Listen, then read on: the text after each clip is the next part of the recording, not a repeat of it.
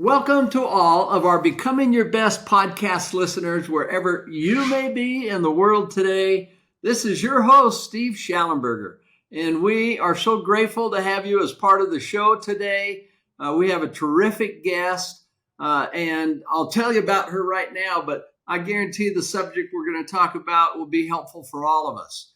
She's a trailblazer, and she's actually gone from the serene corridors of private schools to the rough and tumble world of business. She was educated by nuns and had her skills honed at the University of Indianapolis. She majored in English and political science, clearly preparing for a life among the business world. Her career really leapfrogged from a Fortune 500 company through the intricacies of the state government to the hidden processes of nonprofits. So, I mean, she's got a lot of experience, and she didn't just break the glass ceiling as the first female in her public affairs management role. She knocked it out of the park. So fun to have her here. Welcome, Juliana Newland. Thank you, Steve, very much. I'm happy to be here and appreciate the invitation. Okay. She's got a great background. I love that background because you're coming from so many different areas and you've had a wonderful career. I'll just tell you a little bit more about her, and then we'll jump right into our interview. Juliana's journey isn't just a story of climbing the corporate ladder. This woman, she scaled a skyscraper with her bare hands. Having been employed for more than 30 years, she has seen hilarious shenanigans of both men and women and the processes and programs that often are a challenge for any of us. Her book, All Up in Business, Managing Your Business Crap, there you go, is a labor of love and giggles.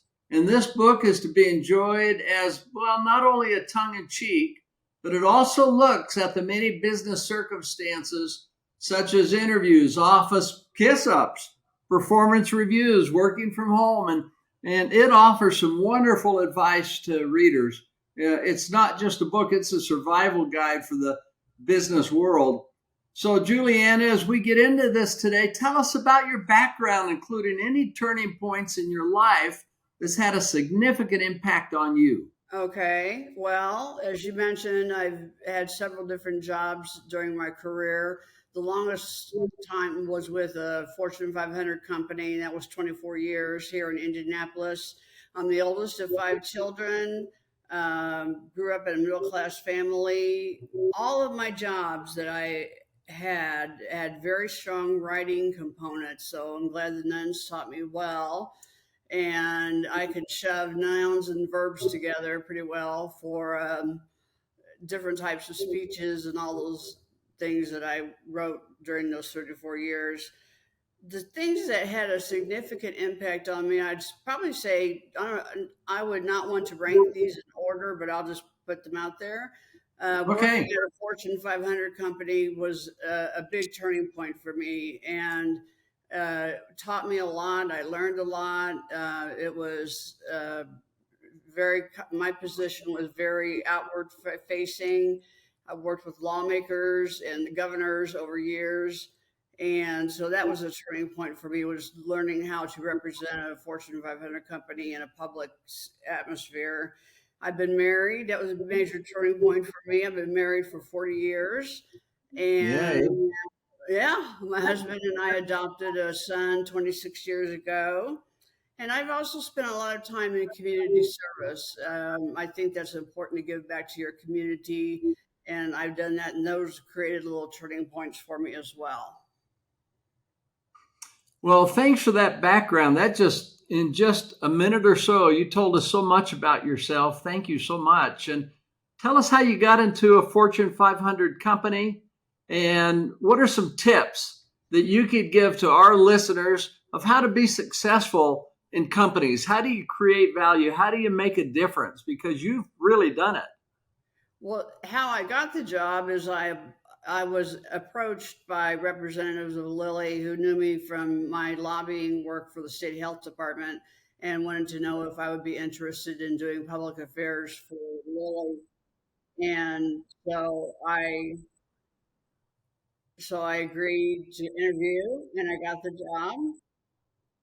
And what advice I would give would be to network. That's number one. You have to really network it within any company, but especially a Fortune 500 company, so that other managers who are outside of your department know you, know your skills, and try to get yourself appointed to lead teams.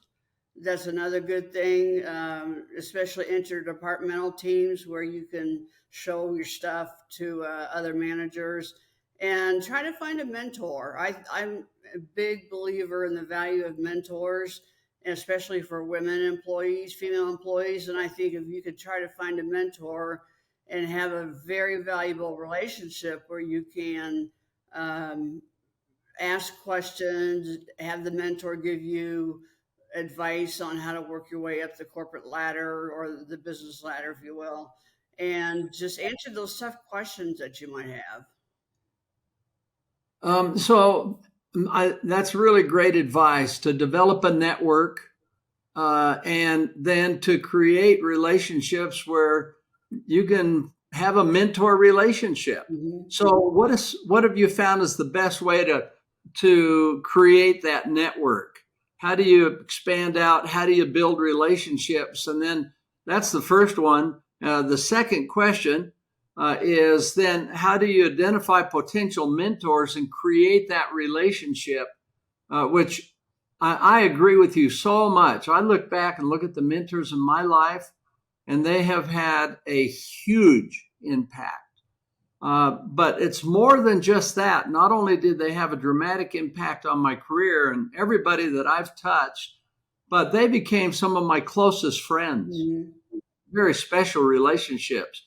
So, do you mind hitting both of those? The network within a company, whether it's small or large or whatever, how do you create really uh, a meaningful, high trust networks? And then how do you identify mentors and set up that type of a relationship? Okay. Networking really is you reach out to people that you may interact with in different business circumstances. And what I did, I just said, can I get some time on your calendar to get some coffee? And I'd like to learn a little more about you and your job and share my information. And from that, you can ask them to think of opportunities where you could make yourself available for a team, that interdepartmental team that they're putting together, or departmental team, so you can work your way into leading the team. But just look within your own department first, and your peers in your own department would be a good place to start networking. You want them to know you best, and also think about areas where you would like to gravitate eventually in the company and talk with that management team one on one. I think managers are used to new people coming to them and asking about their job and opportunities to work together. So that shouldn't be a problem. Now, a mentor, that's a whole different ball game. Mentors, that's a very special relationship that you have with the mentor, and you have to be able to trust each other, keep conversations confidential, and have the mentor look out for your backside and think of you when opportunities come for promotion. For mentors, you don't necessarily have to jump up to the top of the ladder. You can look at managers within your component or managers that you've been in meetings with and were impressed by their candor and other things, and just ask them, say, I'm looking for a mentor. I specifically want someone who has background knowledge of ABC, and they'll either say yes or no. And then set your expectations and make sure you're on the same page, because you don't want the mentor to think you're going one way and you're actually going another way. So make sure you're on the same page and thank them. Take them out to lunch, take them out to coffee, and thank them for being your mentor. How do you cultivate that relationship with them so it's a win for them too? So it's satisfying for them.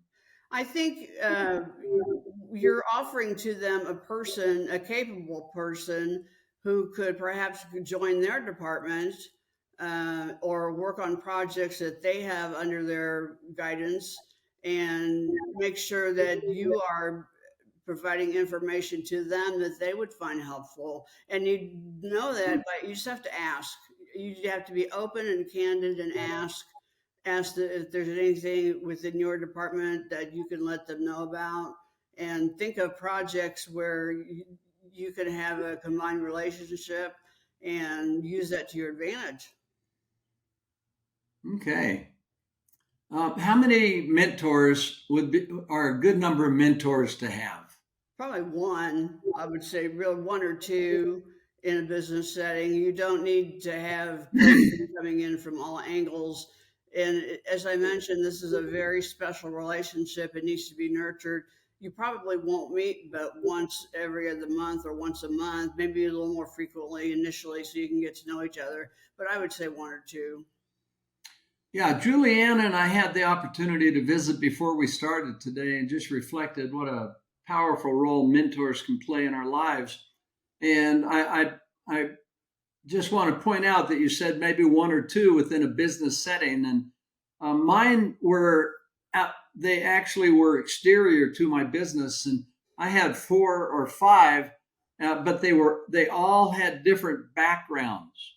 And in my case, because I was running a company, I could actually compensate them for their team. But these were 30-year relationships. They went for a long time and had a huge time. But thank you for bringing this up today. And how about outside of a business environment? Is there a place for mentors, like in children's lives, or just somebody to talk with? What's your experience there, Juliana, and how do you do it there with children? Well, I'll talk about children in just a minute. I just wanted to mention that you can find mentors with community service organizations that you can volunteer to be a part of, and you can Hmm. find someone to have a special relationship with as a mentor who is in the leadership of these community service organizations. I think there are mentors in children's lives but they just don't know they're mentors. Teachers, older siblings, parents, coaches, and so forth.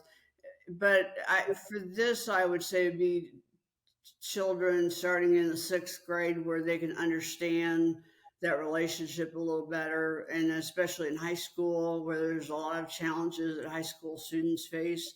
That's a good time to bring a coach or an older sibling into a mentorship role and talk with them. Hmm. What kind of things, I know that you've seen this, Juliana, that an idea can change a whole life.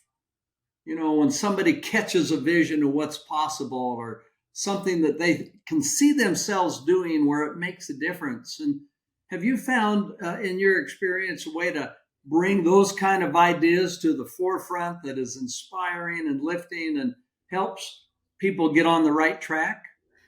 I was lucky because I worked for an executive vice president who thrived in that kind of an environment and wanted his team to have that kind of environment where we Hmm. would have team meetings and ideas were tossed out and responded to by the different people on the team. And once he understood what you wanted to do, in my case, I wanted to build a project from ground zero on up. And he said, go for it, do it. And he said, I'll be here if you need my help. Otherwise, I'm staying out of your way. So that was interesting and helpful. But he is that way with most of his team members. He's a very outward facing person and very popular, very popular and a good writer. So let's be clear with all of our listeners here. We're talking about good, better, best. Never let it rest till the good is better and the better is best. It's making a difference here. And So Juliana, you're not talking about the kind of employee that shows up at 8 o'clock and leaves at 5, maybe 4:59, check, checks the box and said, "Okay, I'm done with work now." You're talking about an employee, an associate that's there to make a difference, right? Oh, absolutely. And I know it's challenging when you're balancing family and other or parents, older parents' responsibilities, but you have to give your heart and soul to the employer and be loyal. I think that's one thing that I noticed, not to be disparaging, but a lot of the younger employees, Generation Z, is not as loyal as we baby boomers were. And I jokingly refer to them as the one and done employee, just like the University of Kentucky basketball team. If they don't like their manager, they're out the door, and rather than trying to work it through. But I think that um, the mentors will help in these difficult situations. And if you're having problems at work, talk to your mentor. I love it. That's great. This is, if we talk about nothing else in the rest of this interview, what we've talked about already in creating these kind of essential, wonderful relationships is worth the whole time. So thank you for bringing those up. I'm sure you're going to agree with me on this one. I hope so. Another mentor, grandparents. Oh For yeah, absolutely, very good, very good. they have a vested interest. They have all this experience. They love the grandchildren, and Mhm. sometimes can influence them in a way even a parent can't, or because they're a step removed, and Right. because we can give them candy. A little bribe now and then never hurts. Oh, that's great. Okay, so I'd love to get your point of view on something that's happened in our lives, and that is a hybrid working situation. So, what are some of the suggestions you might have to successfully manage hybrid work situations? And in the hybrid work situation, I think there are three things that are very important. One is accountability. I think employees have to be accountable to their manager, especially Hmm. since they're working off site so much. And that comes communication. You have to communicate with your manager and with your teammates. So, because you can't just stop in a hallway and chit chat about something if you're not working in the office. And the hybrid situation is something we all know that that's come about since the pandemic. People worked at home and then they said, gee, I kind of like this. So, companies, not all companies, but some companies have made it easy for employees to work from home. But I think the balance of hybrid is good because you need to be in the office as well.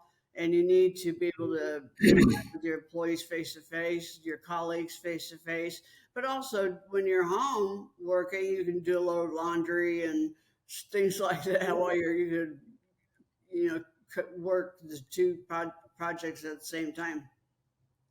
Yeah, trust is such a vital part of any successful team or business.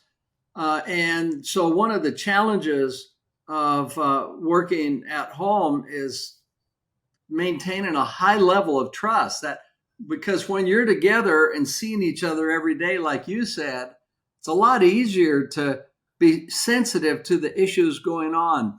What are your thoughts about ways to maintain high levels of trust when somebody works at home or has a hybrid work situation? Communication. I think communication is the key. You have to be open, and you have to communicate with your team, because if you're missing an action a lot for team discussions because you're at home and you're not participating in the conference call or whatever, your manager may decide to make you permanently missing in action. So it's very important. The trust is absolutely number one. But I think with open communication and understanding, we're trying to get used to this change in the work environment. And some companies have said no hybrid, and some companies have gone with the hybrid. But you have to work within the environment that is set out for you. Okay, thank you. Well, tell us about your book. Why did you write the book, and what's in it? Well, it's a very short book. It's very short and it's witty, I think. It has a lot of my voice in it. It is my look over 34 years of the workforce, the work environment, how men and women interact with each other, and through things such as asking for a pay raise or doing performance management reviews, office hookups, working in an open office, how they interact with each other. So I've taken these and broken them down into little bits and bytes, and I give my advice on most of them to the younger employees. But I also write very sassy, somewhat sassy, and because that's more my style. But I think the new employees or even older employees will find it helpful as they see through my eyes what I've seen over 34 years. I also, it's an eclectic book, so I want to say that I also include a muse, which is in my book, she's a 2 foot tall nymph like character who is supposed to advise me and help me with my creative writing, but she thinks her purpose in life is to go clubbing. So that creates a lot of friction between the two of us when we're supposed to be in a useful relationship. So that's another big piece of the book. And then finally, I asked 2 bartenders at a favorite restaurant of mine to create 9 original craft cocktail recipes, and they did, and they were wonderful. And I gave them each a business name, such as networking or thinking outside the box, and they're included throughout the book as well. Well, it sounds like you had a lot of fun with the book. I did, and I was able to relay 34 years of observations, good and bad, but there's no names in it, no names of people or anything, and it's not meant to be derogatory at all, and it is not derogatory at all towards anyone, but it's a lot of common sense that I found over the years. I would just shake my head and say, just use common sense in these situations. So that is the advice that I give. Okay, you have some cultures and some companies that are, they're really, they get it, right? Like they're close, they have good working relationship, there's high trust, they have fun. But you have some cultures actually where there's backstabbers and Oh yeah. people who are just punching the clock. Sometimes they have somebody else punch the clock for them. And I think your book probably deals with all of this, doesn't it? Yes, with I think specifically with backstabbers, it's a very delicate situation, as you can imagine. Think before you act. You need to talk with the person who I think you should talk with the person who is the backstabber. Identify the problem, ask why. First, you have to make sure you understand what the problem is because it may just be a misinterpretation, and try to work it through. Ideally, you want to work it through as opposed to letting that anger just rise up within you. And look to the mentor again. Look to the mentor as a possible person to bounce off ideas of how do I handle this. Okay, very refreshing, fun. So, as you think about your book, what are 3 of the most important things you can recommend for all company associates, whether they're newbies just starting off or experienced people? 3 of the most important things that would help them contribute to their company, create value, and make a difference. Open communication. I think I'd put at the top of my list. There's a lot of things that get misunderstood because they're not spoken, and we assume people can read our minds, and that's not the way you want to work in the business situation. You want to be open and communicate well, and not you don't have to write a whole book. Just make sure people understand where you're coming from and what ideas you have to improve the team or improve the project. The other thing I would suggest is to rely on your mentor, to find the mentor and rely on them. Whether it's a small company or a large company, they're going to help guide you through your career path. And I think that's important. And just don't do just what is expected of you.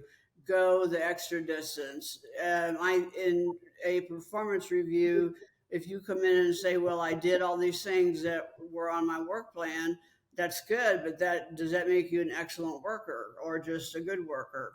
So those are some things that I would keep in mind. Yeah, go the extra mile, right? Right. Yeah, look around, say, how can I help? How can I make your life better? How can I make our company better? Right.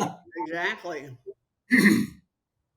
Well, what a career. You've got so much to share. I'd like to just give a little time to you before we wrap up today to share any final tips that you would like to leave with our listeners today. Be a good communicator. I preach that a lot, but I believe that is very important, is to be a good communicator, to be honest Mm, and trusting mm. and trustful. Um, those are the top two that come immediately to mind. I think that if you are trustworthy and you're a good communicator, I think you'll get along just fine. What have you found the best way to be a good communicator, Juliana? It's Some of the most important things to do. you need to know what style of communication works best for the person you're trying to communicate with. Some people prefer just one-on-one brief chats in the hallway. Others prefer to email. Others prefer a phone call, personal, face to face. So you have to know the communication style of the person you're talking with. Be brief, get to the point, no extra fluff. Just say what you need to say and offer, and don't always whine. I always say, look out for the BMWs at work. Those are the bitchers, moaners, and whiners. Stay away from them because that's just going to drag you down. And Amen. don't be a BMW. Okay, good job. I love it. Yeah, have a good attitude and be a contributor. Just get with it. I Right, had a podcast guest the other day. He said, just say to yourself when you have an opportunity, I get to, not I have to. right, That's a right. little bit of, that's what you're saying. Well, Juliana, how can people find out about what you're doing? Well, I have a website which is www.allupinyourbusiness, spelled BIZNESS.com. Right now it's being changed over, several changes being made to it. But I think if you read it now, you'll get my bio, some articles that have been written about my book, and other things that might be of interest to you.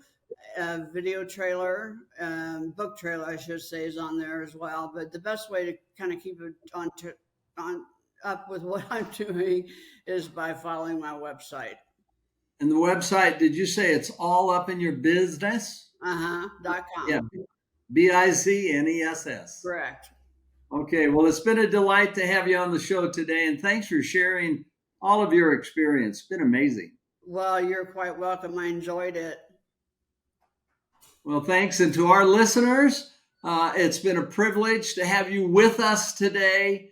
And it's an honor to be able to talk about these things together. I always wish we could be in the same room and see your eyes and your face and feel your spirit. But I feel it anyhow. Thanks for being with us. This is Steve Schallenberger wishing you a great day.